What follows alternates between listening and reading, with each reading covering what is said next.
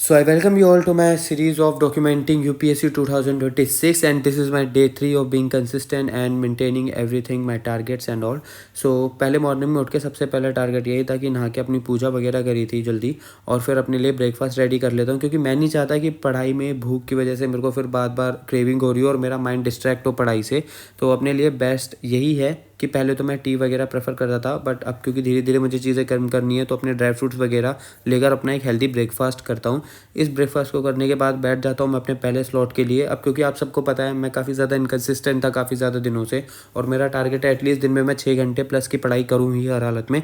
तो मॉर्निंग में उठ के सबसे पहले अपना बैकलॉग्स के स्लॉट्स पे चला जाता हूँ पॉलिटी के।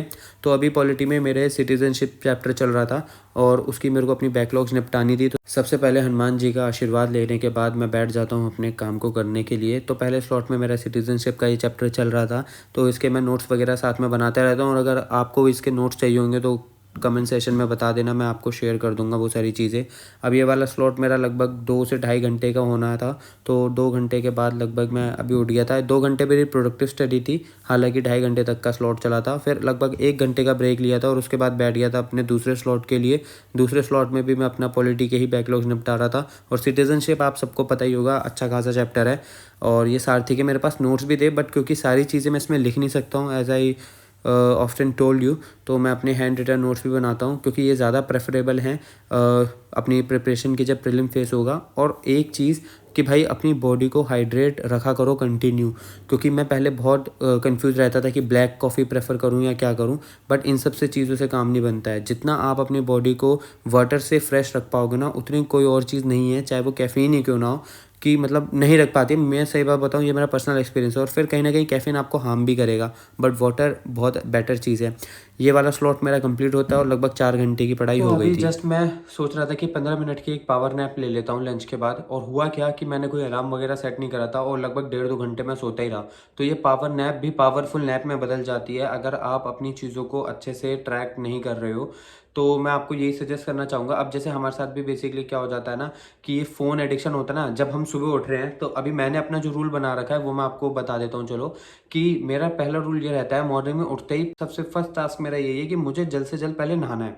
क्योंकि नहाने से क्या हो जाता है ना, एक तो ये चीज़ नहीं है कि आपको फिर ना ये नहीं लगता आपकी लेबिलिटी और चीज़ों में नहीं रहती, आप फोकस रहते हो कि अब आपको किन टास्क को करना है, किन स्लॉट्स को लगाना है।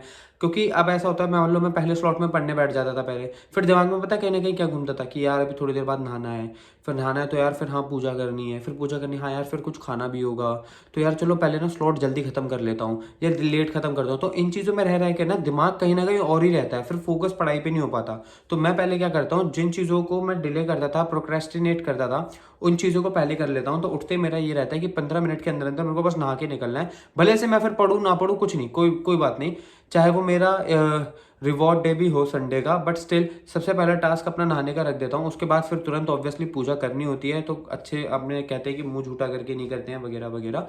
तो वो अपनी पूजा करके अपना एक ब्रेकफास्ट मील रेडी करके अपना करके अब मैं पढ़ाई के लिए प्रॉपर बैठ जाता हूँ। तो ये सब चीज़ों में लगभग मेरा 45 मिनट्स चले जाते हैं, बट स्टिल मेरा माइंड फ्री हो जाता है इन चीज़ों से। सेम अगर आप लोग भी ये गलती करते हो कि कहीं ना कहीं पहले उठ के आपका क्या होता है ना, कि पहले रील स्क्रॉल कर ली, 2 कर ली, 4 कर ली, अच्छा चलो इसका गुड मॉर्निंग मैसेज आ गया तो पहले चलो इसको रिप्लाई कर देता हूँ।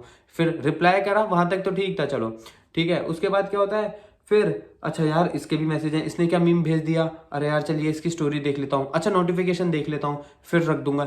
ये सब चीज़ें कहीं ना कहीं हमें डिस्ट्रैक्ट कर देती हैं। और मैंने जो अपनी टाइम मैनेजमेंट्स की बुक भी पढ़ी है ना, उनमें भी यही रूल है कि भाई आप सबसे पहले उठ के सबसे इंपॉर्टेंट चीज़ों पर फोकस करो। तो मैं भी आपको यही सजेस्ट करने वाला हूँ कि आप उठ के मॉर्निंग में सबसे पहले ये सब बिल्कुल, आप ना पहला रूल तो ये बना लो कि उठने के बाद आपको 2 घंटे फोन टच ही नहीं करना है। भाई सीरियसली बता रहा हूँ, अगर आप इस चीज़ को ना कल ही ट्राई करके देखना। आपको ये नहीं सोचना है कि आपको पढ़ना कितने बजे है, आपको ये सोचना है कि जब मैं उठूंगा, उठने के 2 घंटे बाद भले से स्टॉप वॉच लगा लूं, मुझे बस उस टाइम पे फोन यूज नहीं करना है। अगर आप इस चीज को फॉलो करोगे ना, 100% आपका माइंड देखना कितना ज्यादा एक्टिव रहेगा, कितना ज्यादा आप इफेक्टिवली वर्क कर पाओगे। तो अब ये सब चीजें बहुत हो गई, बैठते हैं अपने स्लॉट्स पे दोबारा से और मिलते हैं स्लॉट्स के बाद। तो अपने थर्ड स्लॉट में बैठ जाता हूँ मैं द हिंदू न्यूज़पेपर पढ़ने के लिए। अब इसमें मैं एडिटोरियल पे ही फोकस कर पाता हूँ आज भी, क्योंकि मैं बाकी अपने आर्टिकल नहीं पढ़ पाऊंगा ऑब्वियसली, क्योंकि 1.5 घंटे 2 घंटे बीच में सो गया था और मॉर्निंग में भी आज जल्दी उठा नहीं था। तो कहीं ना कहीं दिमाग में भी फ्रस्ट्रेशन थी। तो पहले अपने ये वाला स्लॉट कंप्लीट करते हैं।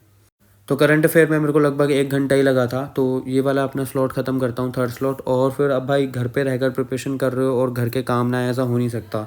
तो ना चाहते हुए भी, बट स्टिल कोई बात नहीं, मौसम भी अच्छा था। आजकल बारिश हो रही है मेरे यहाँ पे। आपका क्या हाल है शहर का, आप वो भी बताना। फिर 1.5-2 घंटे मेरे को इस काम को निपटाने वगैरह में लग गए थे। तो थोड़ा बहुत सामान देना था, लेना भी था कुछ, तो ये सब करता हूँ और घर पे आता हूँ। तो अब जैसे मैं आपको बताता हूँ ना, बॉडी हाइड्रेट रखो। तो देखो मेरी लगभग अभी ये 4th बोतल है जो मैं फ़िल कर रहा हूँ लगभग। तो मतलब मेरा 4 लीटर इनटेक तो हो ही जाता है वाटर का, जो कि बहुत ज़्यादा ज़रूरी भी है कहीं न कहीं। इसके बिना भाई अब मेरे को तो पता नहीं क्यों ऐसा लगने लगा है अमृत जैसी चीज़ भाई वाटर। और अपना वाटर नॉर्मल पियो, भले से गर्मी आ गई है, क्योंकि तबीयत ख़राब होगी फिर पढ़ाई ख़राब होगी, कोई फ़ायदा नहीं है। अब बैठ जाते हैं अपने 4th स्लॉट के लिए। 4th स्लॉट में बेसिकली अब मैं फ़ोकस करने वाला हूँ अपने सिटीज़नशिप के कुछ एंडिंग आर्टिकल्स बचे हुए हैं, जैसे कि अभी। और बेसिकली क्या आया था, जैसे सिटीज़नशिप अमेंडमेंट एक्ट आया था ना, उन चीज़ों के बारे में पढ़ता हूँ। और लगभग आज की मेरी पढ़ाई कंप्लीट होती है। और आज मैं 6.5 घंटे पढ़ पाया। बाकी दिनों से तो बेटर है, बट मुझे पता है आज मेरे दिमाग का कितना ज़्यादा दही हुआ था। कल से कोशिश करेंगे कुछ बेटर परफॉर्म कर पाएँ। मिलते हैं।